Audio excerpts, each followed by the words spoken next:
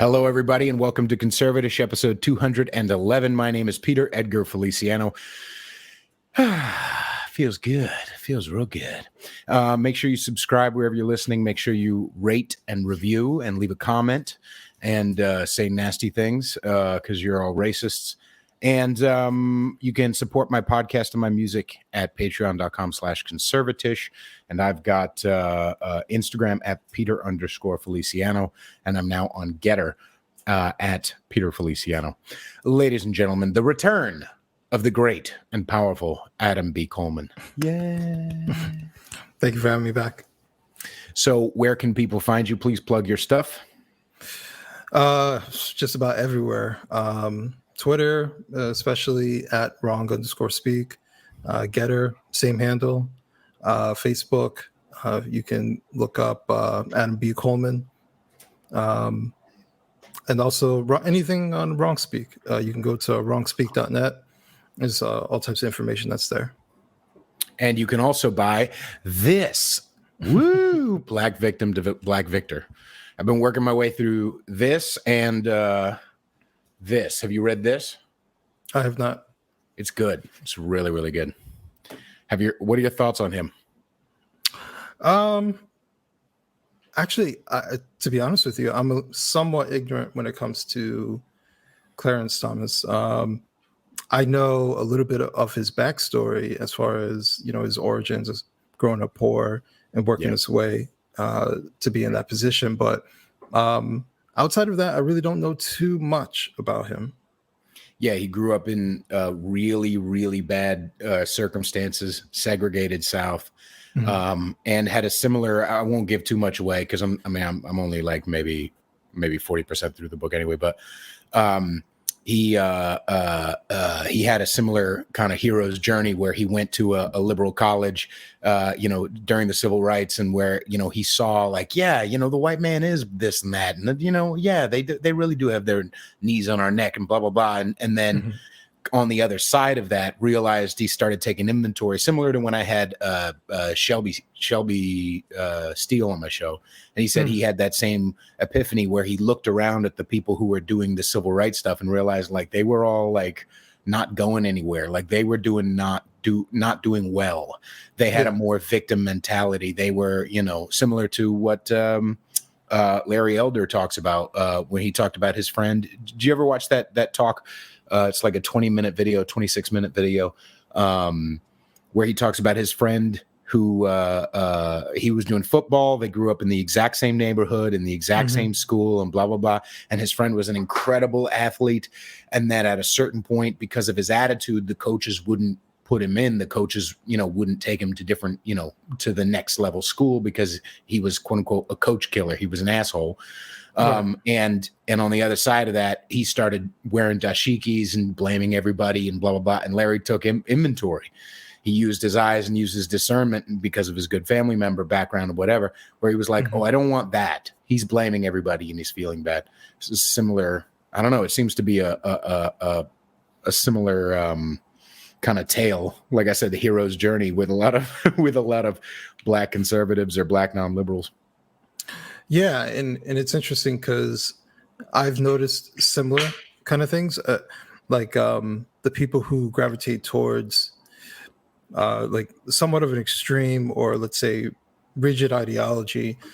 They seem to be encompassing a lot of hatred, a lot of negativity, right? And it doesn't matter. I mean, we're talking about Black separatism and stuff like that, but it can go the other way with white separatism. It can go any which way. When it comes to an extreme ideology, a rigid ideology, where it says it's unquestionable, it knows exactly who the enemy is, why they're doing it, and it sounds almost conspiratorial. At that point, I am very skeptical of how legitimate it is. One thing I also kind of notice, especially like with the whole anti-racism movement, which is basically just neo-Marxism. Excuse me. It's basically it's taken on a form of a pseudo religion, right.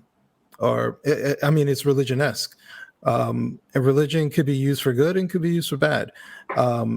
But if the origins of the religion, like Marxism, we know what it results into, and that's always my go-to, is that if I know that this originates from Marxism, why would I take it into legitimacy?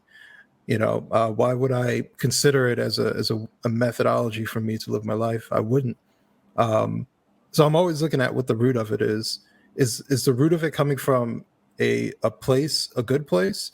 I've learned a little bit about Karl Marx, not necessarily a guy that we should really listen to. Yeah. I've even read, I want to say like halfway through the Communist Manifesto. It's unreadable. It's absolutely horrible to read. Just in what way? Just is it mostly just like this is nails on a chalkboard, or is it his wording is not well put? What is it? I mean, granted, it could be the translation, because I believe it was originally written in, I think he was German. So it could be translated, but it sounds so over convoluted.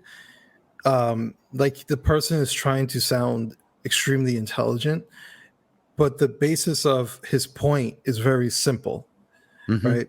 So it's a lot like what we see today, where people use this new jargon, these big words, and sometimes you talk to them, the patriarchal system of the hierarchy. Like why are you using all these? Oh, it's purposefully confusing, and in the way that the Communist Manifesto, at least sounds to me, sounds very similar. It's not a read, right? It's not something that you're supposed to just like, oh, let me take in and understand what he's trying to say. It's almost purposefully confusing, or at least overcomplicated for no reason other than to maybe sound smarter than he actually is. So that was kind of my take why it's so unreadable, like to the average person, it's not enjoyable whatsoever.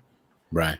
Almost like when you take it into today's context, or I guess it was 30 years ago, but when you take it into modern context, is remember that skit on In Living Color with the Israelites, and he's like, the way that he's like, I can't think of the words, that they would extrapolation of the, like, it's a way to not say anything while sounding like you're saying something. I'm very, very skeptical of people who do stuff like that. Al Sharpton. Yeah. I mean, sometimes he does it, but a lot of people do that, regardless of ideology. There are a lot of people who use very big terms for very simple ideas, and they're doing it to either confuse you, to try to manipulate you, or both, for whatever reason. But I'm very keen to that. I'm like, why are they talking like that? Especially like if it's a way that people generally don't talk.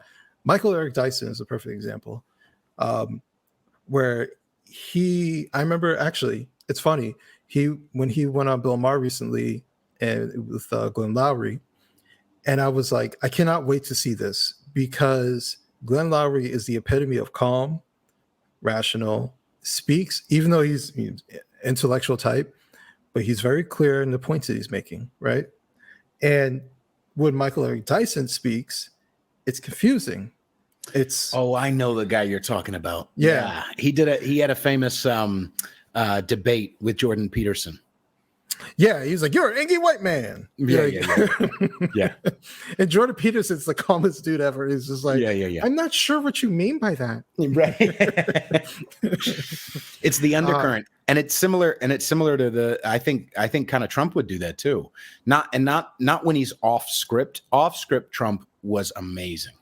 Yeah. On script Trump is just like, patriot. Okay. All right. Dangerous. Well, America, God, America. Okay. Give me some meat. Give me some sustenance. Stop giving me all the fluff. You know what I mean? Well, Trump was overly simple when he would go off script. Like when he was on script, clearly someone else wrote that. Yeah, because he wasn't even interested in reading it. No. Today marks the greatest day in American history. It is wonderful how we. All right, enough of this.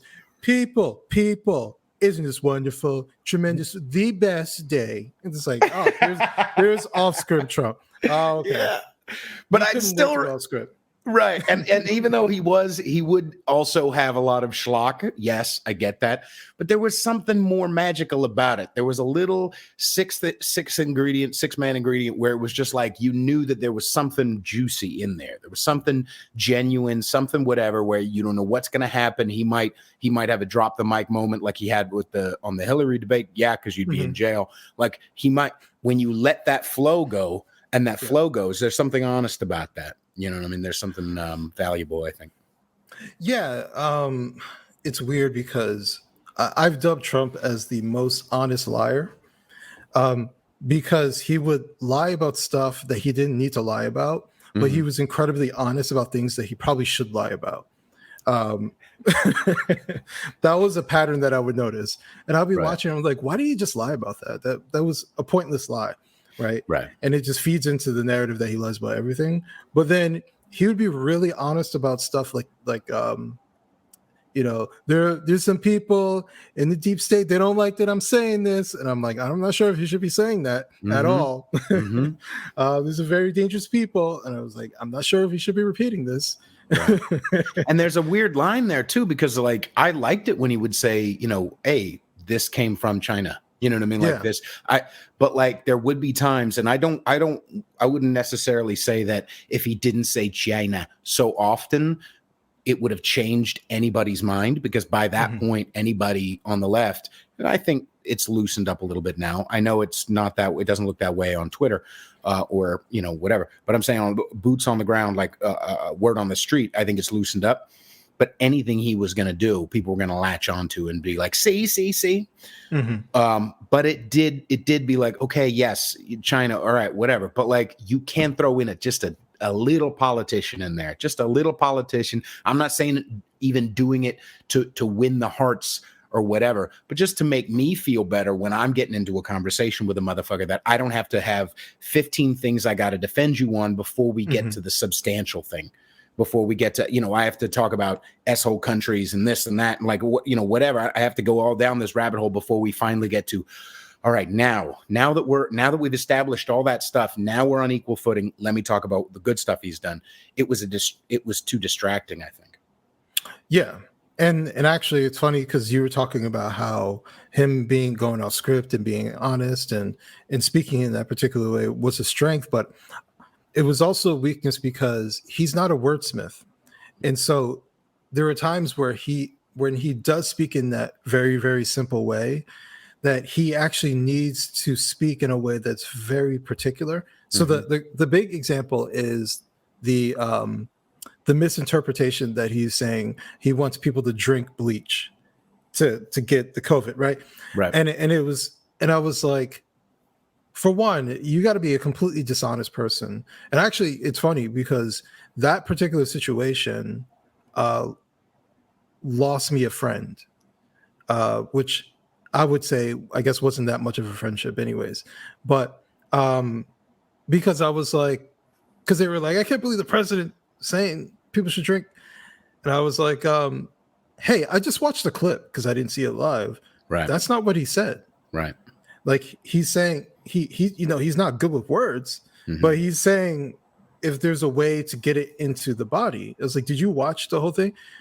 Yeah, well, he should be better at, like, but he's not. And you knew what he was trying to say. Right.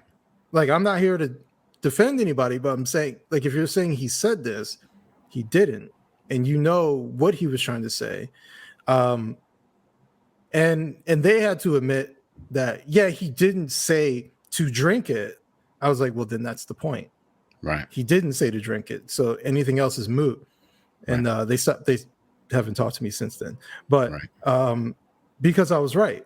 And I basically made him admit that he was wrong publicly because he said it publicly. Right. And I wasn't even trying to like go after him, but I was like, hey, I just saw that and that's not what he said. But it's stuff like that where he does need to be very particular about what he says, because the media would easily turn the words that he used and use it against him, or or make it misinterpret what he is saying very, very easily. Like that whole scenario, I remember watching it and I was thinking like it was after someone had spoken and he's coming up, and it's almost like if you watch like a speech being given, right? And let's say Trump is the host, right? Mhm. Someone speaks, then he comes up, he's like, wow, that was tremendous, thank you so much for that presentation. We should really look into getting this thing. Like he's just riffing, he's just BSing what he's trying to say, Mhm. because the guy had just mentioned that bleach really gets rid of it, like in a matter of seconds. It kills 99% of it, or 99% of the time. So he's just looking for a way to kind of like schmooze into the next thing, and he's clearly not good at it when it comes to using that methodology for this particular topic at this particular time. And so that's when it turned it into this much bigger thing than it actually needed to be. So yeah, that was my take on it. Yeah, another example is I went over to Mike's house, Mike Harlow, and for the debates, or one of the was there only one presidential debate? I don't know. Two. Okay, so I'm at his house for one of them, and he missed a huge opportunity to talk about his wins with the Black community and what he did for the Black community, because when they were lobbying the same stuff that they always do, when Biden and the person asking the question was lobbying the stuff that they always do about racism, and George Floyd, blah, blah, blah. When they were doing that, he could have swung in with just boom, boom, boom, boom, HBCUs, First Step Act, and da, da, da, da. He didn't say any of that shit. He just, he almost like lost his balance and just kind of went to defending things instead of going, here's my wins, factually. You know what I mean? And I know that would have taken him to some sort of script, but in that instance, it would have helped. You know what I mean? At the very least, even if people weren't listening, or the people who had already made up their mind weren't listening, us memers, us social media people would have gone, make that clip. All right, now send that shit everywhere. Win, and might have helped some change some minds. You know what I mean? Well, this goes to the main question: should he run in 2024? What do you think? I don't think he should. I don't get a good vibe from it, and I don't think it's just someone, because I don't mind so much him talking about his support of the vaccine. Like, I don't like that he did that, but what matters to me in the whole vaccine thing is don't tell people what to do with their bodies, and don't tell the fucking kids what to do with their bodies. And outside of that, okay, if he wants to be a salesman doing sales stuff, if he wants to make sure he defends himself or puts his name out there, like, well, look, all you people who got vaccinated and are really pro-Biden right now, excuse me, all you people who are pro-Biden right now, I helped with that vaccine. If he's doing some sort of schmoozery, then okay, fine, whatever. My thing is not his stance on the vaccines. My thing is he's got baggage. He's got baggage that we don't need, because he was an important tool. He was a valuable tool. He was a surprising tool because he won when the liberals all knew he wasn't going to. He was a battering ram to be like, nope, people. He might have done a lot of corporate sometimes big government dumb shit, but over the overarching legacy, I think, was one of, at the very least, everybody remember it's your country, we work for you type of vibe, type of activity, type of whatever. Better, huge growth and huge employment and huge money and all that stuff. But now it would turn into 2020 again. And I don't want it to be 2020 again, because here's the thing. We've been able to change a lot of hearts and minds. I personally believe, especially with the 2020 election, we won the culture war. We won the culture war. What that means to me is, when I look at TikTok, when I was looking at TikTok, a year ago after the election, whatever, and I saw just every 5 seconds there was, and I know this sounds like trivial, but I think you would kind of get the vibe of what I'm trying to say. I saw a ton of not big named black motherfuckers on TikTok going, "Hey, Trump's the shit, but fuck Biden, blah blah blah," and talking about particular stuff and talking about this and putting their name out there and putting, and not just their name, but putting their voice out there, putting their opinion out there. They had a space to do it in, and it wasn't. They weren't getting derided. They weren't getting, as much that I saw, and it wasn't so much this weird underground thing where they felt the black guilt stuff of like, man, you ain't a real blah blah blah. You know what I mean? Like they didn't have that so much. It was a weird breaking, and I feel like sorry, this is a rambling answer, but I feel like since we won that culture war, and a higher percentage of Latinos, women, gays, blacks, all voted higher for Trump in 2020 than did in 2016, higher rates besides white people. That means that we can do something with that if we remember what got them. I don't think it was Trump. I think a lot of, and correct me if I'm wrong, a lot of people will disagree with me, but personally, my vote was anybody but them. When the chips are down, anybody but the left, anybody but the authoritarians, anybody who's going to tell me what to do with my fucking mouth, with my thoughts, with my body, with my money, right? So I think he has got a little too much baggage, and he's going to make it too much about himself. You know what I mean? So I actually agree with you. And I don't think we're alone in how we feel about it. I don't hate Trump. I don't really have an issue with him. Right. I think he's imperfect, just like everybody else. Right. And there are things that he did that I agree with. On the other hand, I think his name is too toxic. One of the things, and I'm sure you feel this way, was like, while it was like, damn, he didn't win, a month or so later, maybe 2 months later, it felt like the weight was kind of like just dropped, like on our shoulders. Like the tension was kind of released in the room, and it's like, all right, Biden's the president, and now we can like stop hearing about Trump 24/7. Right. Because even for people who are supporters, it was too much. Right. Supporters felt like they had to defend him 24/7. Arguments over Trump. Trump was in the media on a constant basis. It was Trump everything. Every conversation turned into Trump. And it was Trump mania in a negative sense. And by him losing, it actually ended up being somewhat of a positive in some ways, because we don't have to talk about Trump 24/7. Now it's to the point where I'm like, you guys are talking about Trump, you're obsessed with him. Right. The man has no social media presence. He has no media presence whatsoever. He's not in power. Why are you guys still talking about him? Why are you still obsessing about him? Right. Now those people just seem ridiculous, like they're holding on to something.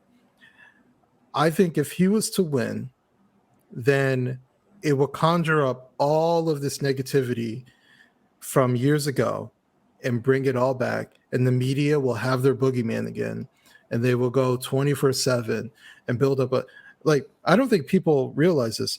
There was essentially a media ecosystem built around Trump. Where he left. Now you're seeing CNN wants to sell, different outlets going out of business, people losing their jobs in so-called journalism. So it was a whole ecosystem built around Donald Trump. Almost in a way like we had a political TMZ. Right. And so I don't want that again. Right. Excuse me. The ways that Trump was imperfect are the ways that I think someone like Ron DeSantis would do a better job at. Yeah. He is able to articulate the same type of thing that Trump might say in a much better fashion, which is why like the attacks on Ron DeSantis are so laughable. That they're not stuff that catches on, right? The people who truly don't like him are just people who just will never like him. Just he has an R next to his name, so we don't really care about those people. But for the average American, for the average person who sees how Florida is mitigating the entire situation. They're not forcing people to do whatever. And it, even for regular people, New Yorkers are leaving in droves. Where are they moving to? Florida, right? So they're not going there for no reason. They're going there because what's happening in New York is not livable for them, and they have the option to leave, and they're choosing to leave. So I think that the areas that Trump is not strong at, those are the areas where we actually kind of do need someone who is politician-like, who's a little bit more articulate, who can convey an idea, who can stick to it, who won't get caught up in talking about himself or getting into like sound bites too often and stuff like that. Those were the downfalls of Trump, because he would make almost every situation about him, and then the media would feed into that and make everything about him. And it was almost like he was playing by the any news is good news kind of mentality. You know, any attention's good attention. No, not in this sense, because it put you as the reason for everything. If it succeeded, it's you. If it failed, it's you. Everything. And in some cases, you don't want to make everything about you. So that's why I think a more manageable, more, I would say, less temperamental type of person would do much better. My vote is on Ron DeSantis in 2024.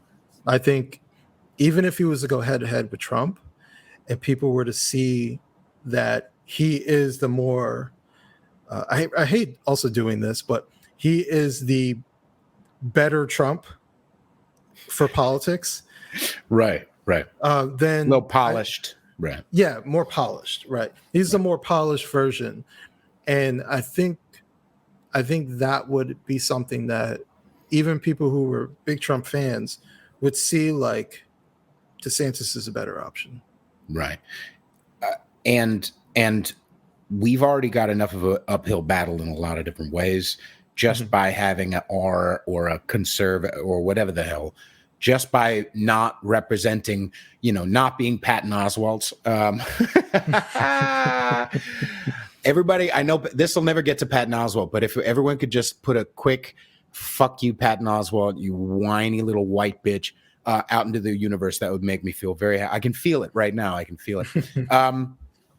So just by us not being that, we've already got enough of an uphill battle. We don't need to, you're right, we don't need to make it about one person. And I also think it would help a lot of motherfuckers who did get, Trump can do no wrong, because we need to remember that this is not like, this really is Big Ten shit that we're talking about right now. You know what I mean? Like, I think the only way to slay the dragon that is authoritarian white liberalism, let's be real. I know Patrice Cullors or whatever, but like, the only way to slay that dragon is to have a cohesive, we do need a leader. We do need some sort of a lightning rod, right? But that dude needs to remember on a deep basis who he works for. And we need to remember that too. You know what I mean? I don't want to be so wrapped up in, because it is hard to not get tribal when it came to Trump. It's extra hard in general. But like when it came to him, it was like, well, yeah, okay, he's a dumb shit. Or yeah, he does have tiny fingers and he's sensitive about it. Like, but now that means because he's got tiny fingers, now that means we have to open the border. Like, wait, you know what I mean? Like, like I can't do that. I don't want to do that. You know what I mean? Yeah. I want to have some sort of a cohesive, clear understanding of what we're getting at. And yes, that person can have, can be a super Jesus-y person, rock and roll. That person can be a super, business, whatever. But at the very least, at the very pinnacle of it needs to be, but let everybody do what they want to do. And here's some money. You know what I mean? Like, or here's the opportunity to make money. That's it. That's what I mean.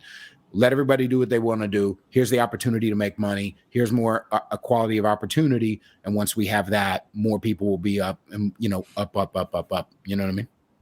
Yeah, I know what you mean. And to go back a little bit, I think the biggest benefit of Trump was exposing the establishment, and exposing the media, because, I asked the question online before, has the media always been this way? Like, have they always been people that look down upon the average person? Many people said yes, but they just became more overt, right? So they almost doubled in how overt they were when it comes to the average American and how they look down upon them. So I think Trump helped to expose that, helped to expose the levels of corruption within Washington, D.C. On both sides. And I think that should be his ultimate legacy, was that he was able to show us the rot that existed within DC. And I think that is a good enough type of situation where he doesn't need to come back. Right. Where we can now we're aware. Now we can be skeptical as to who moves forward. So if it's DeSantis, we can say, okay, DeSantis, we like you, but we have our eye on you, right? Are you going to do the things that you said? Because now people are more politically active, people more politically aware, and so they have their eyes on them. So I think that is a good trade-off. Let's just say. I don't think Trump needs to return into office to accomplish a better economy and things like that. I think it would, like I said, I think it would be a net negative. Right.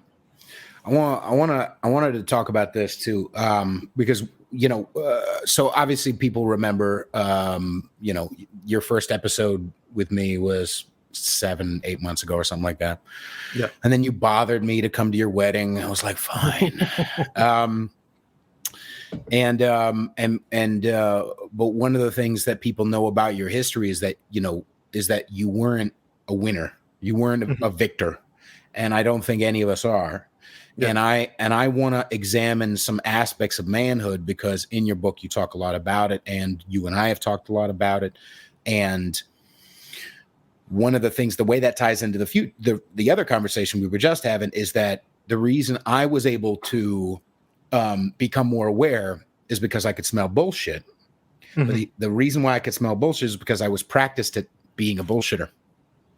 And when you're a bullshitter, you smell bullshit better. You know what I mean? Like, you're like, oh, I remember this. I know what this is. I'm checking this vibe. I'm feeling this energy. I know that this is some manipulation. I don't know what exactly it is. I can't put it into words. It might take me, and that happens in relationships too. Like Patrice O'Neill used to be like, something bothers me about what she just said. I don't know what it is yet, but I'm going to get to it. And then, you ferret it out and you talk it out or whatever. But being a bullshitter helps you be less susceptible to it. So where along the line for you was, I mean, maybe there was like again, I go back to the damn hero's journey thing or whatever, but like, and it, fuck Campbell, who cares? But like, ultimately, where along the line was like the pinnacle, the very morass, the bottom of, okay, I'm not being good to myself. I'm not a man. I've now messed up my life. And what did it look like, and how did you come out? So basically, like, what was my bottom? Yeah. I would say when I lost my job, I basically made it to a point where I lost my job. I was living in my friend's basement, furnished basement, but I was living in his basement. Right. And along with his cats, and fighting unemployment to get some money, and basically having to start from zero. Also trying to dodge having my car, I think at the time, trying to dodge having my car repossessed, which ultimately it got repossessed. Yeah. And yeah, just financially just wasn't a good situation. I was very overweight. I was very depressed. And yeah, I would say that was the bottom. But I was able to get out of it by just basically taking one step at a time, finding a job. I was making half the amount of money I was making before. Um, having to go through some hardships with that, but saying, okay, this job isn't good, but it's good for now. Let me leave here, go to find something else, make more money, leave here, go. So I was continually leaving jobs, making more money, and just trying to find a path. But there must have been something that like that there must have been like a light that shone. Like, so for me, because I feel like I've had, and I feel like this is kind of a normal human trait, human experience, but where like I have a bunch of different bottoms throughout my life where like, oh, now I got to fix this. All right. Or now I got to tweak this behavior, or now, where. But one of them was for me, and I've talked about it on the show before, but I went to this boarding school in Southern California. And I got sent there because of doing some drinking and some using and some stealing and some hanging out with homeless people and not going to school for a whole month and things like that, panhandling, before I got sober. But I was 5 months in, and I reached this point. I was dry. I was sober, but I realized once I could I got in trouble for something, and so I was sleeping in the main house instead of the dorms. I'm like 15, 16 at the time. And I realized I could accidentally see into the girls' dorms. And so I started being a peeping Tom for about a month. And throughout the course of that month, I wanted to kill myself more and more. Like I had so much shame or whatever. And then I got caught. And I remember the next day, a guy who was further on in the program was assigned to not follow me around, but I was assigned to pretty much follow him around because I was in trouble and might have honestly got kicked out of the school and blah, blah, blah. But I remember him telling me, even though he was assigned to make sure I didn't get into any more, because I was on restriction or whatever, he looked at me and he said, listen, I don't want to be helping you right now. Like, I don't want you around me. Like, you hurt my friends and I don't want to be near you right now. And I remember this feeling, and the feeling was there's no friendly direction. It's not my mom's fault. It's not my dad's fault. It's not the system. It's not the education. It's not because I grew up fat and having warts. It wasn't that girl in third grade who didn't like me back. It wasn't life's fault. It was mine. I did that. I hurt people. So the impetus for me in that instance was, oh, I'm the problem. You know what I mean? Do you feel like you can attach a definition of like, okay, the bottom, when you were sitting in that place, was there a pivotal thought or a pivotal something someone said to you that was like a come to Jesus moment? Actually, not in that particular moment. So it kind of like what you said. You have your lowest, but maybe you go up a little bit, you come back down a little bit. Yeah. But I would say the biggest life-changing situation that happened for me was actually when my ex-girlfriend broke up with me. I don't know. You've probably been in a situation where you really like her, she breaks up with you, and then you're like, let me try to win you back, right? You go through that whole thing, and generally doesn't work out in your favor, right? So I went through that, and I was getting fed up because it wasn't going in my favor, and it was like she was leading me on, which she ultimately was for different reasons. Right. So it was over, and I basically looked at myself. I said, I was so enthralled in this relationship. I don't know what I'm interested in, right? Because I hung out with her and her family, did what she wanted to do. What am I interested in? What do I want to do? Why did this happen?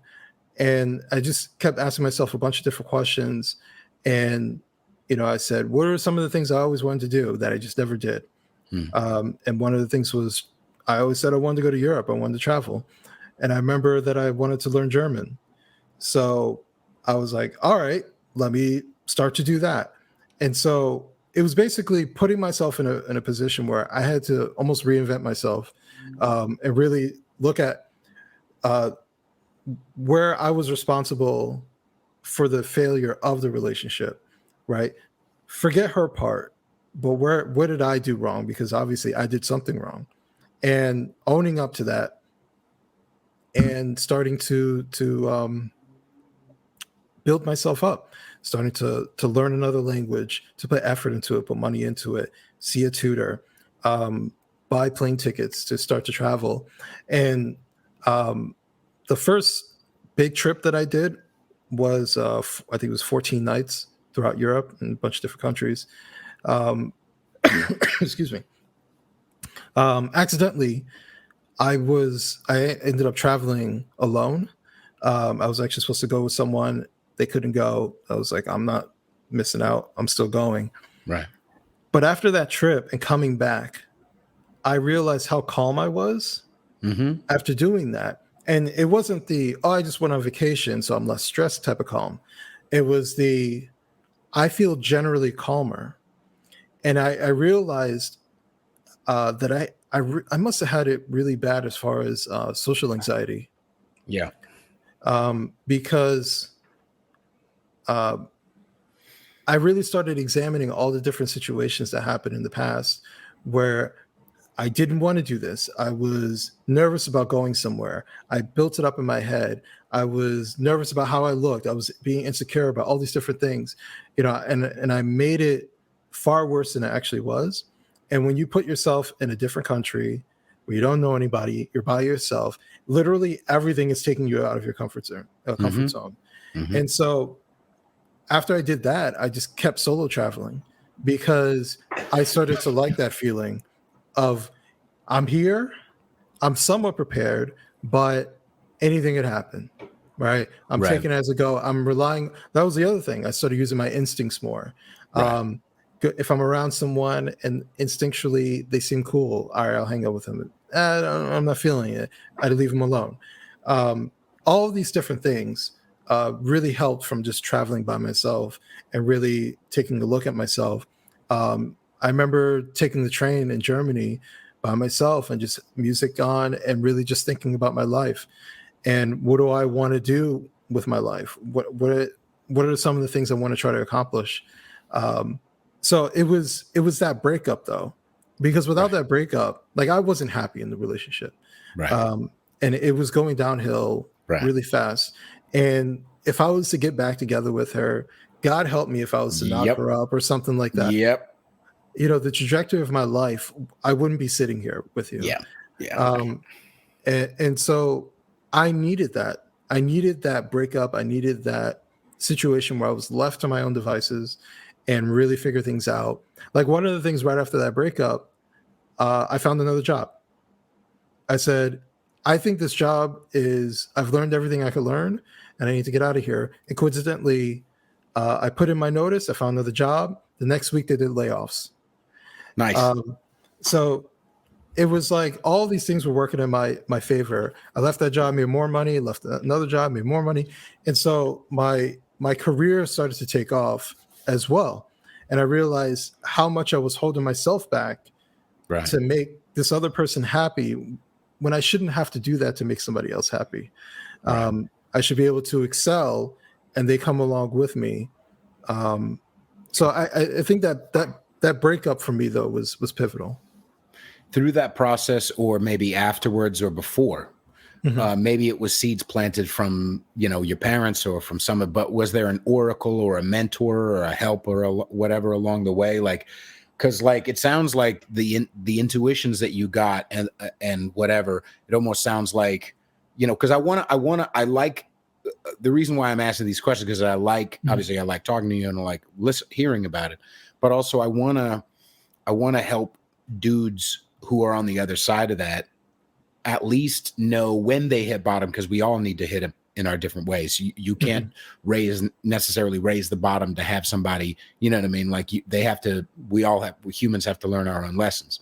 But when that comes and I like planting the seed of like, hey, when you recognize these same feelings that I'm talking about, when you recognize these same feelings that Pete is talking about, when you recognize this bottom, here's what two people did or what one person did to get out, or who they looked to, or who they started reading, or who they started listening to, or maybe they started praying or meditating, or maybe they, what was, do you feel like you knew that structure already of like, I mean, it sounds like you said you didn't know that doing something uncomfortable out of your comfort zone would give you what it gave you, but was there anything along the line, or anything or anyone or any book or whatever that gave you kind of a rough beginning or starter map at least?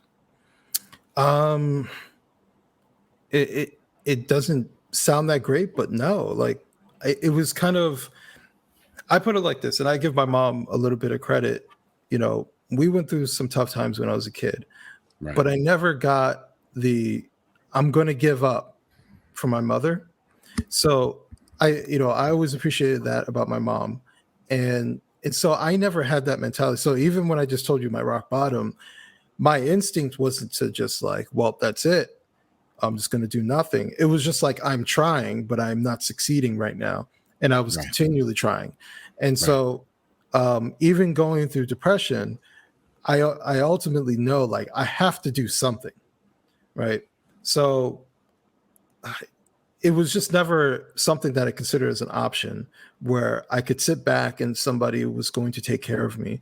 Even at one point where I was on unemployment, I would say, okay, I'm on unemployment, but I'm always looking for work and I'm seeing my son more often. Like I was just doing more because I didn't want to be in that position. I didn't want to be stuck. So maybe that was just something that, being raised by my mom and she had that particular mindset. But I never had that mindset to kind of sit back and work the system or try to get people to give me stuff or anything like that. If I ever asked for money, it was to borrow and I would pay back, that kind of thing. But it was never to really mooch or anything of that sense. Matter of fact, when I was in my friend's basement, I was struggling to pay him. And I said, it's not fair for me to stay here and I'm struggling to pay you. I should leave. Right. So he didn't kick me out. I said, it's not fair for me. Like, I feel like I'm mooching off of you. Right. And I need to leave. And so I was able to go back home at that particular time. But I just didn't, I never felt comfortable. But a lot of dudes don't have that. Yeah. Like I know at certain points in my life, I haven't felt like that. At certain points in my life, I looking back, I realized, oh, that's why I was miserable. Looking back, I can go like, oh, that's why that relationship didn't work because I wasn't self-supporting, I wasn't being a man, et cetera, et cetera.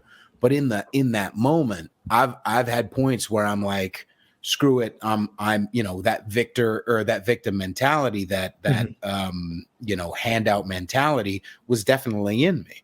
Where was there a transition for you where you like used to be, not like I feel bad for mooching, where you were just a mooch?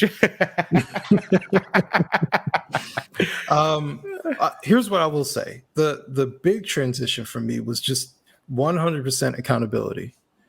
And that was after the breakup, because then I said, if I'm accountable for successes, I have to be accountable for the failures. I have to really look at myself. And so I started taking on that mantra of what could I have done differently, right? Even if someone is the initiator, how could I have handled that differently? I always made it about me. And that particular mindset of being 100% accountable for every situation possible was probably the biggest mind shift that I took, because I really started seeing accountability almost like a superpower. It's a strength, and I realized that we tell people, to point fingers and make somebody else at fault, but what you're doing is giving up your power. And if I'm the one that's at fault, that means I'm the one who can change it. So that makes me powerful. So why would I give that up? It's a completely different way of thinking. Once I started thinking in that particular way, then I just started being completely taking on ownership and always thinking that I can do better. I could do more. If this isn't working, it's because I'm not doing enough. How could I do more? How could I achieve this? And it just, I don't know. I think that's the best thing that really happened to me was just taking on that mindset. So it's no wonder that the book is called Victim to Victor, because being 100% accountable puts you in the victor mindset. it makes you realize that you have far more control over your life than you realize. And you want to hold on to that particular power instead of giving it away and blaming other people, blaming a system, blaming a politician, blaming, they have their blame, but when it's applicable, you want to take on your portion of it. Right. There's a phrase that gets bantied around, and I'm sure it doesn't, I don't know where it came from necessarily, but the phrase is, it's easier to buy a pair of slippers than to carpet the world. You know what I mean? Like, okay, I can say this isn't that, or I can buy a pair of slippers. I can work, I can build one, I can whatever. And now I can move my own way. And when things happen, that doesn't mean I don't stumble. That doesn't mean I don't have, gripes, or that doesn't mean I don't work towards change socially or whatever the fuck. But I don't blame others. I talked about it on a couple of shows ago, but I've got some potential nerve compression in my elbow, so I can't play guitar. And I've got a nerve test tomorrow, and I'll let you guys know how it goes or whatever. And I'm, and for a day there, for a little bit, I was really mad. I was really mad because I had already faced, moving out to New York and risking all this stuff to move across the country and leave my family and my friends and my pod and my, comfort and whatever to go do this music thing. I move out here. I finally get situated, or I literally sign my lease, and then the city shuts down and I lose my job the next day. And then it was like, okay, all right, I'll pivot. I'll start going to school. And so I start going to school for audio production. And then when it's time for me to start getting ready to, a year later, when it's time for me to start getting ready to perform again soon, I can't play guitar. My hand is, weak and tingly and the potential that I got told is that even if we do surgery, the muscle might not grow back and I might not be able to play guitar anymore. So I could focus on that. And I did. And I've had definitely points over the last, it's been 3 weeks or whatever, where I've been like, man, fuck you, to God and stuff, which, by the way, God can totally handle a fuck you. He's fine with it. Or I could, if I wanted to, focus on the fact that I've been going to school for a year and a half to not only have the technology, but the skills to write and perform on a whole nother level. I don't need to, it's not, my writing is no longer restricted to 6 guitar strings and 12 to 15 frets.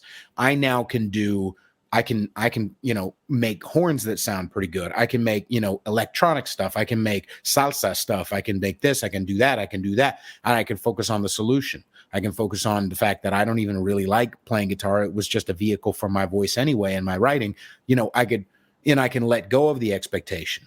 Those are my opportunities. I have that opportunity. I am in control of my perception. I'm not in control of the nerve compression in my elbow, but I am in control of my perception and what I do with it going forward. Yeah, absolutely. And that's having that shift. And like you said, you're going to have moments, right? We're all going to have moments. If something bad was to happen for me tomorrow, I'm going to have those moments. But I think it's about trying to focus on how do I move forward, right? Does it do me any good to complain about this? Does it do any good to dwell on this? And it's even gone to my wife. She's kind of taken on that mindset too, where she wants to be accountable for everything. And she's been happier living that particular way, because the other way that she was seeing things was, why is this happening to me? Right. You can't do anything about it. It's just happening to you. Right. And it's a miserable way to look at the world, that things are just happening to you. Like you're just this body that's here and stuff happens and you have no control over anything. And when she started taking on that accountability mindset, or the victor mindset, it really started to change her perception. And we've had some like personally not good things happen, and we've been able to come through it because we're trying to focus on what can we learn from this situation? How could we have done something different? Could we have done something different? Right? We're asking all these pertinent questions because we want to move forward in our life and not let this define us. Not let this alter our trajectory in life and or how happy we'll be moving forward. So I think it's good that you understand this, right? And like you said, it's not like you can't play the guitar, but it wasn't like it was your biggest passion. Right. You had to come to that realization what you really wanted to do and how you could use this as an opportunity to get better at something else, to grow a skill set at something else. And not like some people might say, well, screw music, I'm done with it. Right. This is the last straw, that kind of thing. Right. And I think that is the difference between someone who is able to continually try to succeed in life and people who just stay in mediocrity. Right. I didn't even go out and buy a pizza like I wanted to. Like I did have the thought like, okay, now I get to just fuck myself up with Chinese food and Thai food and ice cream and chips and whatever. Like, and I didn't even have to do that. It was weird because in the past I would have absolutely, that would have been a blank check to ruin my day and make myself feel bad. But I didn't have to do that. It was weird. Even though in that moment I was like, should I kill myself? Maybe I should kill myself. No. Even though I was in that moment, I got through it. And experience is a great teacher in that because I've gone through way worse stuff than that. Right. And gotten through to the other side and been, like you even said, like in that end of that relationship, I remember being in this relationship. We split up 3 times in a year. I was 21. I didn't know no better. But we split up 3 times in a year, and that because we hated each other, we would fight like every 2 days. And then, I still was, when we finally broke up the last time, I was still like, mama. But less than a month later, I remember looking back on that and being like, thank God I didn't stick with it. You know what I mean? Mother, like, because I wasn't happy. I was hanging on to the thing of so sometimes I'm not necessarily in the point where I'm like at the place, but I can abstractly think maybe this was the universe or my own instincts way or nature, whatever you want, my higher power, God, my God's way of taking something out of the way that wasn't serving me anyway. Because I have felt restricted with the guitar. It's not just crap. Like I would sit down with guitar and be like, okay, but I've tried that. Oh, but I've played that chord before. Oh, but now I have literally almost an unlimited supply of, if I want to make violins, I can make, violins and then tweak it and then move it over here. And then I can move another violin here and I make it sound a little different. So now I can build a whole damn symphony if I want. And I don't have to be like, so maybe this was my way, my own intuition's way of letting that go. Yeah. Same thing with relationships and whatever. And maybe collectively, maybe that was what we were doing with, letting go of Trump in 2020. I mean, he did steal it, but like maybe that was our way, our subconscious collective way of going, okay, ego. Okay, evil, authoritarian liberals. Okay, we shoved your face in. We exposed you, right? We, the collective, we see that darker side. We know what we don't want. Now we're going to let you have a little bit more of it. So now the people who are already like, Trump's not that bad. Trump's not that bad. Now the people who are awake can go, oh. Now the people who are now the people who are awake can go look at that and look who's in power and see how it's working out. Now you can take inventory more clearly. Is voting for Democrats working for you? And as you can see, just like you pointed out, everybody's leaving New York and California, and everybody's moving to Florida and Texas on record numbers.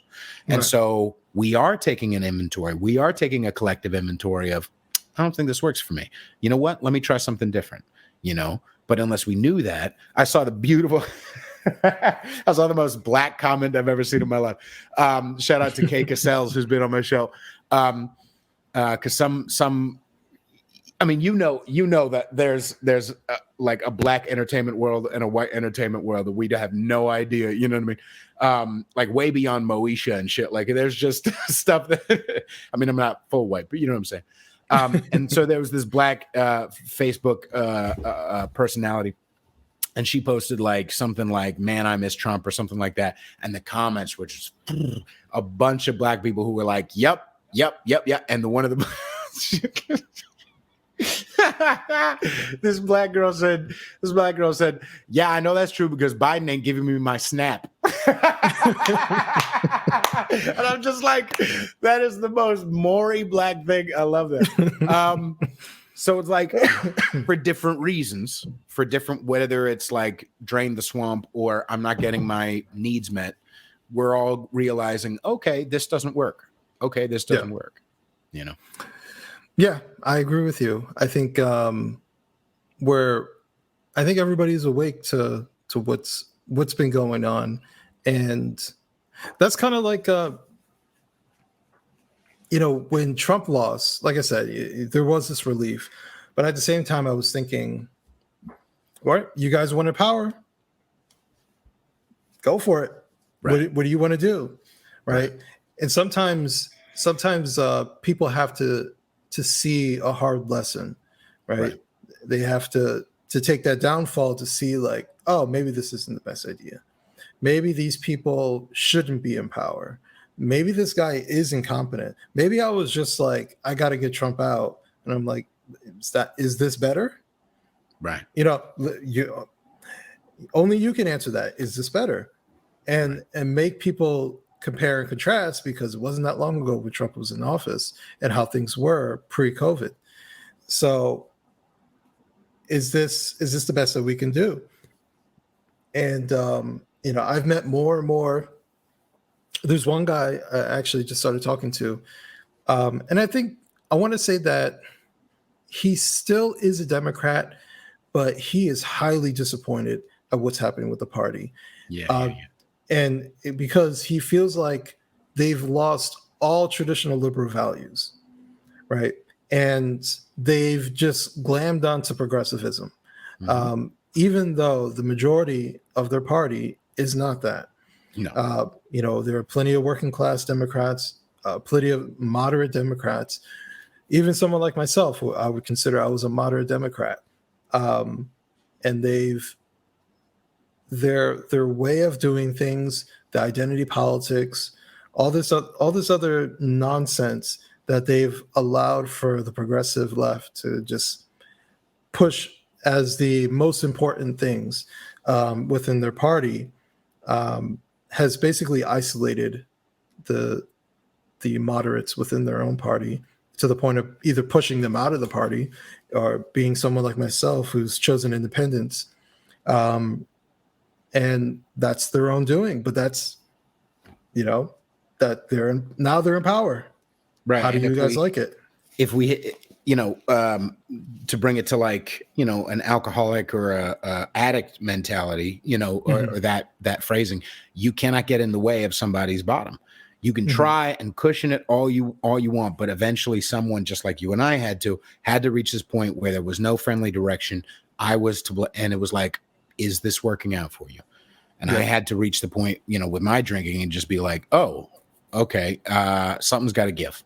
And it's got to be me, because I can't change the system, and I can't change my parents, and I can't change that girl in third grade didn't like me back, and I can't change the government, and I can't change. But you know what? I can maybe try to listen to these people who are doing better at life than I am.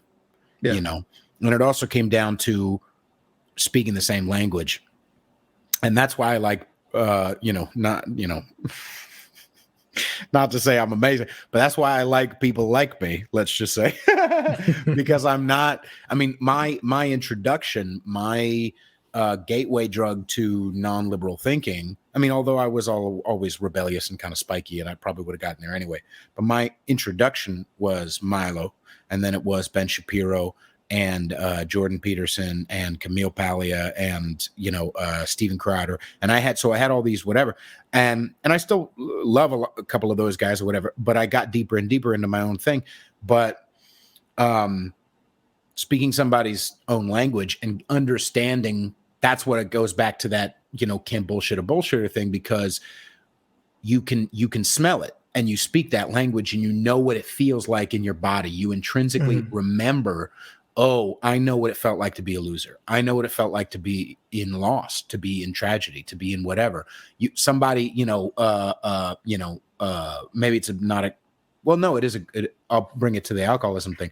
Like, I can help people who are struggling with alcohol and drugs, whereas somebody who went to school for it and doesn't really, oh, I don't like wine, they can't help a motherfucker, you know what I mean? Because you read it in a book. I've been there and I know the way out. You know what I mean? So, well, that's something similar to what I was trying to do in the book, as far as talk about growing up in a single parent home, right. and I'm talking about family, and it's hard for someone who didn't go through that to explain it at the level that I'm explaining it, or to kind of give a feeling that only someone who's been in my particular position knows what it feels like. So your vulnerability, especially around talking about your father, is like wow. Like, you wouldn't necessarily, in a lot of books be like, oh, he just said that. Okay. All right. You know what I mean? Like that, it opens up like an honesty door. It's really interesting. Yeah. Yeah. And that was the number one objective, was for me to express myself. But in order to express myself, I have to be 100% honest with how I feel. I'm critical of my mom. My father's not alive. My mom is alive. And, but I had to be honest. Like, I have some questions, and I have certain feelings about my father. But I think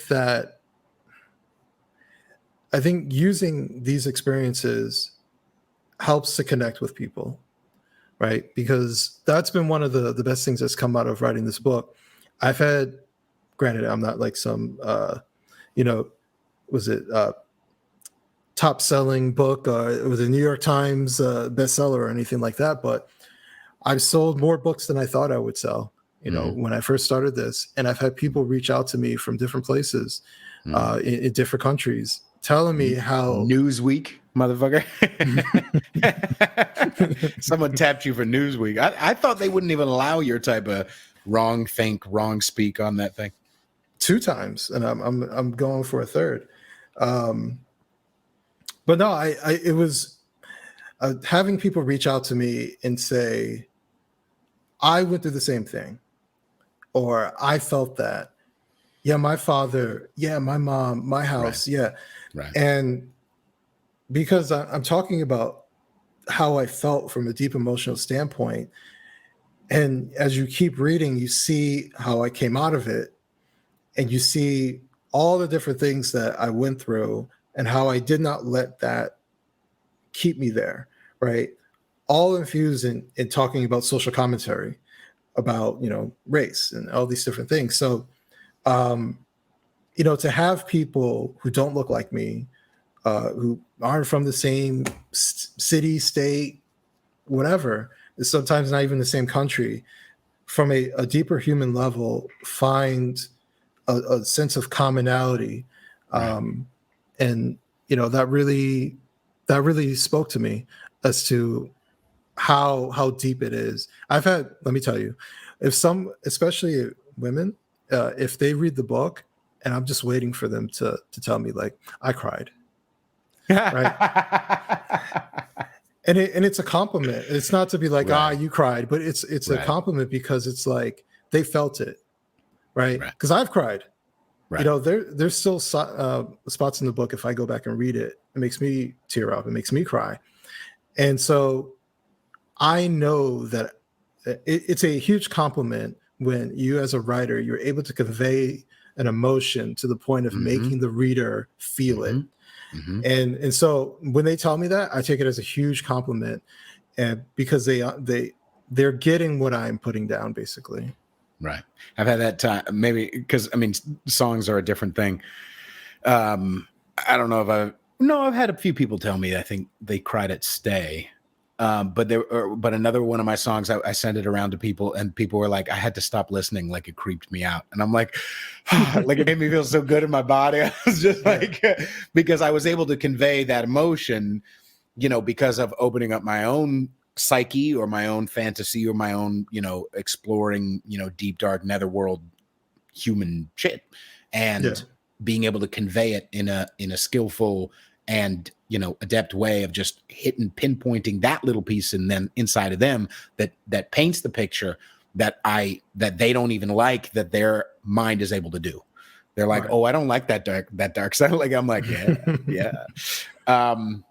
So let's start wrapping up in a little bit. But I'd like to kind of pick your brain because you're also chemically impure. And what is your experience being chemically impure in New Jersey? It took me a minute because we were talking about drugs before. So no, I don't mean that. No. I don't mean that. Well, it's so weird because me and you were like a river apart, but it's two different worlds. New Jersey, there's no mandates, no masks. You can basically go everywhere that you want. The only places that I wear a mask to is to, like an urgent care doctor's office or the post office. Those are the only two places. Everywhere else, you pretty much live life normal. But for you guys, it's a different story on the other side of the Hudson. I'm literally looking at Jersey right now, and they're so much more free than, if you can see over there, right over there, way free. And then, 2,000 feet away, I can't eat at a restaurant. I keep having to remind people of that. There's been a lot of, stuff, by the way, for those who I posted up on YouTube. Here, I'll just play it out of here. But there's been a lot of people saying online, well, it wasn't about, and I complained on the last episode with Maggie. Shout out to Maggie, by the way. That's such a fun episode. We talked about how people are saying like, well, the vaccine's not working. People are catching COVID anyway. Yeah, but it was designed to keep you from getting bad COVID. And I just want to point this out. You're not going to get COVID if you have these vaccinations. Yeah. You're not going to get COVID if you have these vaccinations. Yeah. That's Joe Biden. You're not going to get COVID in July of 2021. He's saying you're not going to get COVID if you have these vaccinations. And Don Lemon says, yeah. And remember, that was just one out of thousands of every type of, Facebook and Google and Fauci and all establishment, whatever, all said, this is about protecting you and protecting others. Protecting others? What do you mean protecting others? If it wasn't supposed to protect transmission, it was just supposed to protect me from dying from a hospital, which is my fucking job to decide whether I want to die or not. Okay. But also, okay, if it wasn't about protecting from transmission, how is my vaccine going to protect you? It was about protecting from infection and transmission. They've said it the whole time. I know in the fine print, the CDC said, but whatever. But the overarching narrative was, we're going to protect you from. That's why we need to protect people in gyms from spreading it. Unless you're vaccinated, because vaccinated can't spread it, right? Turns out wasn't effective, and yet it's still here. Eric Adams is still a dumb shit. Like we still can't, live life. So yeah, no, I agree with everything that you're saying, and the goalpost is constantly being moved because they know they've lost the narrative. Yeah. Now the CDC is saying, actually, it's more, the COVID is more harmful for people who aren't, in shape and obese. Right. It's like, yeah, no shit. We've been saying that for 2 years. Like, it's like all the things that people, what do you say, conservatives, people on the right, or just like moderates who've been saying like, I'm not sure about this for the past 2 years. Now they're starting to be like, well, because I don't know how many more people in New York City need to be vaccinated. What are you guys at, like 80+%? Yeah, vaccination rates. Right. How many more people? Was it? Shoot, I forgot the term. Herd immunity. Yeah, herd immunity was supposed to be like 65% of the population gets infected. We're now reaching 80 80% in New York City of people who are vaccinated. Right. And is that not enough? Right. What do we need 100%? At what point will it be enough? Right. And this is my fundamental issue when it comes to what's happening with the government. At what point will we reach our goal? Because it doesn't sound like there is a goal, right? No. It's reactionary. It's well, we're gonna do this. It's over reliance on big pharma. It's all these different things that when you put it together makes no sense, right? And all they're doing is just scaring people, right? Like, for example, Omicron should actually be a blessing because it's not nearly as bad as the original, right? So why don't we let people get infected? I mean, it seems like it doesn't matter either way. People are getting infected. It seems like everybody, including myself, we got sick in the past couple of weeks. So that's good, right? We got it in our system. We have the antibodies, and so if there's any future variants, we can fight it off easier. Less people will die, and because ultimately we've and I tweeted this out. It feels like we are avoiding saying that COVID is inevitable.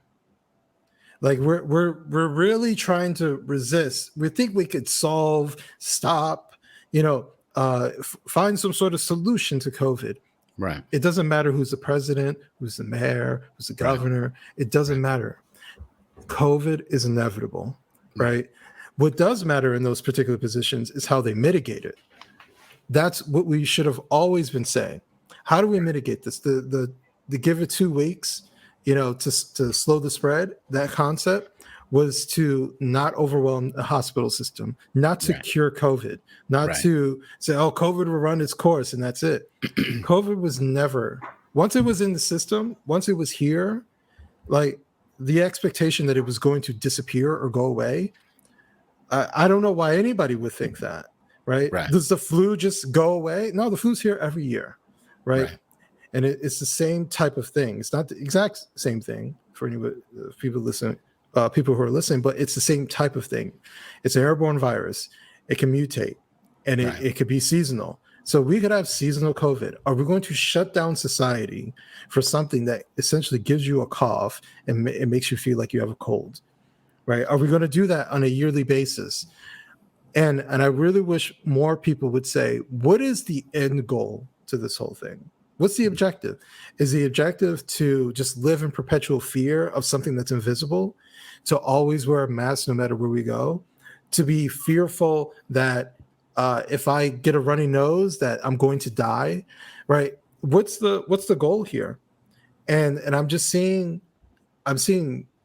all types of emotions, illogical behavior. When pieces of information are put out by the government that later on they're able to disprove, saying, actually, it's not what we thought it was. All right, fair enough. But people aren't seeing that. You guys are saying, like, for example, when people are walking around with gloves, that's not how people are getting it, right? At the beginning, we were like, we don't know, just wipe down everything. People are still walking around with gloves. They put out those shields, do nothing, right? Those shields aren't stopping an airborne virus from going places, right? At most, what it'll do is if you sneeze, which, by the way, I've been wanting to say this. They say, "Oh, wear the mask because it stops droplets and stuff." Who are these people that are just like getting droplets everywhere, spitting everywhere? Like, and are you that close to people where the droplets are going like into their face and like? Well, there are some motherfuckers who don't cough right. I gotta say that there are some motherfuckers who don't sneeze right. But then again, I've gotten there. It's impossible to trace back. Like there's some inalienable, like you can figure out where you got it. But a lot of it, like when people get a cold, most of the time we don't go to the doctor and be like, all right, did I get it from my son or did I get it from that lady at 7-Eleven? It's impossible. You can't. So like you can be careful, you can be on tiptoes, but is that a beneficial way to live? You know what I mean? Yeah, but do they want us to live? I'm coming to that question. Right. Are they wanting us to be constantly scared, and just not know how to live life moving forward, Right. or is there a solution? Or Well, yeah, what were you gonna say? no, go ahead, finish.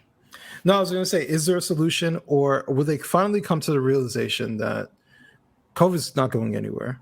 COVID is likely to be here for the rest of our lives, and that we're just going to have better treatments. We're going to have to say that ivermectin is not a horse medicine, Right. that it may be something with early treatment. Hydroxychloroquine may be something with early treatment to help people, which it Right. is shown to be able to do, and Right. stop politicizing medicine. Right. So if people want to take something, like there are black label items that exist, right? Your doctor can still write you a script and you get it, right? But we're treating things like ivermectin that has been around forever that are used for all different types of things, virally. We're treating that like it's this new, I don't know, new invention that's kind of dangerous, kind of edgy. Right. But they'll I write know a script. somebody who takes, I think it might be hydro, but I think it's ivermectin for kidney disease, and they've been taking it for years because Right. they've got a kidney replacement, and they've been taking it because it helps them with the virus stuff. It's not, yeah. But I do want to point this out. Two things. Not only is it fear, it circles back to that conversation we were having earlier. It's hard to admit that you got punked. It's hard to admit when you've been a bitch. Like, dudes, listen, if you've ever been cheated on, if you've ever acted like a complete, I still remember this one time I was sitting at a park with a girl. I must have been like 22, 23. I'm sitting and we go dancing, blah, blah, blah. And then we go out to this park, and it's like late at night, 2 a.m., 3 a.m. And we're sitting under the stars, and we sit there for like a fucking 20 minutes and I didn't make a move. 20 fucking minutes and I didn't make a move. That still makes me get douche chills in my belly. Just like, ugh, I look like a bitch at that point, right? And it's hard to sit with that. It's hard to sit with that, right? It's hard to think like, oh, I got cheated on because I wasn't, or I got, this girl left me, or but at a certain point, there's no way through unless we do that same thing like you were talking about. Oh, what's my part in this? Yeah. Instead of going, okay, I got punked, that means I am a punk, or I looked like a bitch here, that means I am a bitch. I think it's a lot of it is fear, yes, of this coronavirus, but a lot of it is I don't see a way out because I've called these people murderers for 2 years. I didn't see my fucking grandma or my cousin or my brother, and I didn't call my cousin back even though his wife died because he's a Trump supporter. Like, I've now ostracized myself from all these people. There's no spiritual mechanism or therapeutic mechanism that a lot of people have to deal with the grief, the self-loathing, the shame of, oh, I got fucking punked and I treated people poorly. There's no way out. You know what I mean? That's one thing. And then the second thing is because on this non-liberal side, whatever you want to call it, the big tent, we focus too much on logicking with the illogical. We focus too much on it. Yes, it's fun and point out like, here's these here's AOC in Florida without a mask at a party, hugging drag queens, while 2 months ago she was like, if you leave Texas while it's in an emergency, you're a bad person. Yes, AOC is a stupid, everybody cover your ears, she's a dumb cunt. We all know that. Even liberals know that. But instead of trying to logic with the illogical, we just have to act as if. We just have to, at a certain point, stop complying. I know it's easy to say. I know it's easy. It's flippant. It's, hold the line. It's easy to flippantly say these things. But at a certain point, when enough of us come into the Cheesecake Factory, and just say, no, I ain't got a paper. No, I'm not wearing a mask. If enough of us do that, what they going to arrest all of us, babies? Come on, stop. It's not going to happen. So you can either choose to try to logic with people who are illogical. You can if your child, you've had kids, at a certain point you can go, when Dakota is throwing a tantrum in the toy store, you can go, now Dakota, we just got you a toy yesterday, and you can try to logic with that motherfucker, but he's still going to throw a tantrum. At a certain point, you have to pick his ass up and bring him into the car because we got to leave anyway. You can whine and bitch and cry and try to reason with me to buy you a toy, but I'm not going to. And you're getting in the car. That's just the way it is. You know what I mean? Because one of us needs to feed the other person, and you're not going to feed me or drive me home. So that's my job. I'm 30 years older than you. So at a certain point, we've got to just act the way we need to. We need to just move. We need to just do what we need to do and stop trying to reason with people who are unreachable. And we need to let them hit a bottom however they need to, and be ready to welcome them back. Somehow we need to do some work. I know there's work I need to do. I know I'm going on a tangent. Sorry, but I know there's work I need to do to be like, how am I going to look some of these people in the eye who I know sent me a DM saying, yeah, I disagree with the mandates too. Anyway, I've got a show over here in Brooklyn. Like, how am I gonna sit down at a table with you when I know that you've treated me like a second-class citizen and blamed it on the government when you were the one who did it? Yeah. I don't know if you want to leave it there. Or no. Answer or talk or whatever. So I would say, I always allow room for forgiveness. If people can admit fault, admit wrong, some people wake up. I'm sure I at some point behaved in a particular way, or I felt that way about certain people that I don't even know, just like certain figures. And I'm like, damn, I thought this person was this. And I just felt bad. I'll never meet that person. But I felt guilty inside for casting aspersions on these particular person or a group of people. And so I think there's room for forgiveness if someone recognizes, like, maybe I was wrong about this. And I think there are a lot of people who've woken up who is saying something's off here, right? I was down for this, I was down for this, and I was down for the year, and now it's to the point where I can't stick with this, right? They come to their limit. Some people never do. Some people buy into the extremism, they're hardline, whatever. And I think we spend too much time talking about people who are the extremists. But there are a lot of people who are somewhere in the middle, who are being enticed by the extreme end, and they need a pathway out of it, right? But I think for people to be enticed back into the mold of just thinking logically about certain things and less emotionally about it, or less ideological about it, they have to see the hypocrisy. Those are the biggest things. That's what woke me up about certain things. As like, how does this okay, but this is not? Like, here's the hypocrisy between the two. And I'll tell you, hypocrisy, maybe this one doesn't catch them, but at some point, if they're actually going to be just a sliver of hope there, at some point the hypocrisy will wake people up. Right. I hope so. Yeah. And I think you're absolutely right. And I think maybe, the message going forward is not to go after the extremists, but it sounds stupid, but like, I saw something like, our job is not to wake up the sheep. I know that label gets bantied around way too easily, but because there's a lot of sheep who are actually pretty smart and kind, and they mean well. They just don't know any better and they're not interested in politics. But our job is not to wake up the sheep, but wake up the lions. Like, wake up the people who are like, I'm in the middle. I know this is bullshit. Oh, wait a second. You know what I mean? And I think you do that. And I think I do that. I've talked about it this way, but like, the reasonable people who I know and love and I know are kind and smart wouldn't allow me, even though they hated Trump and voted for Joe Biden and and racism, black square, even though they did all that shit, they know that Pete, who's also kind, who's also smart, who's also generous and is a solid dude, didn't So when the gulags get ready, they'd be like, wait a second, don't send Pete to them. You know what I mean? Like, it humanizes people who are not in the groupthink of the left. You know what I mean?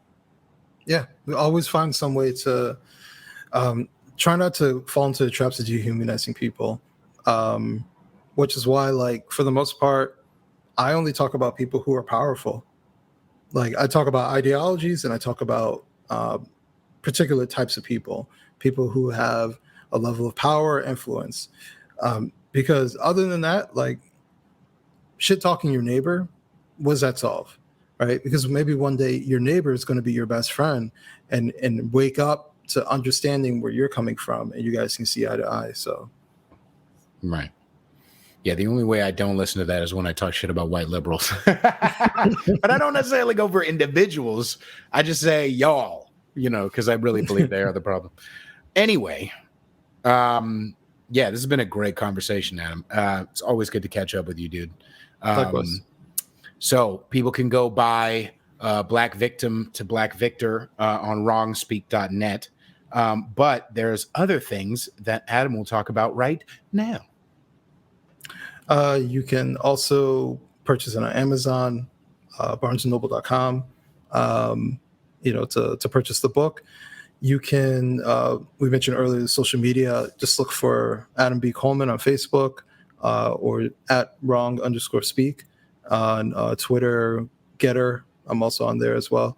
And Instagram as well. And look for Wrong Speak Publishing. You can go to wrongspeak.net. You can look at all the articles, any information that, as far as what I'm doing, is likely to be on there as well. It just had a redesign, so it's a new look and more reader friendly. And personally, I'm writing more articles. Peter had mentioned Newsweek. I've had 2 articles in Newsweek recently. Actually, later tonight, I'll be on Newsmax. So it'll be my first live TV appearance. So that's exciting. And this is all coming from a guy who had 0 expectations, who wasn't even sure anybody would give a damn. So everything's been a blessing, and I appreciate all the support. Yeah, it's awesome, dude.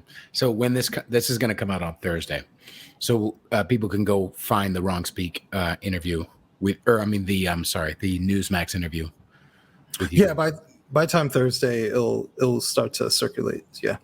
Okay, sick. Thank you so much, Adam, as always. Thank you, everybody, for listening and for enjoying our stuff.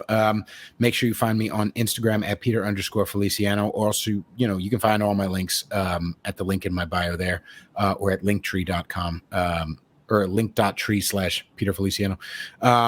You can also find them at peterfeliciano.com. You can buy shirts there and buy merch there for Conservatish, as well as my music. You can listen to my music, anywhere. But I'm going to be transitioning off of YouTube soon. And I have not figured out the exact place yet, or multiple platforms. But yeah, because again, even though now it turns out the vaccine, you can transmit it and you can get infected with it, my video is still taken off of YouTube a month ago when I had Do Not Comply NYC on my show, and that got removed from YouTube. Are they going to reinstate that because of Fauci and Biden changed their mind? No, the fuck they aren't. So I'm going to take it off of YouTube. But it'll still be on iTunes and Amazon, and I'll definitely or iTunes and Spotify, and I will still put clips up on YouTube and my music, but I don't think I'm going to continue to put full episodes up. So get prepared for that. But suffice it to say, like this and share it and all that stuff. And thank you again, Adam, for joining me, sir. Thank you for having me. I'll go ahead and end the recording now.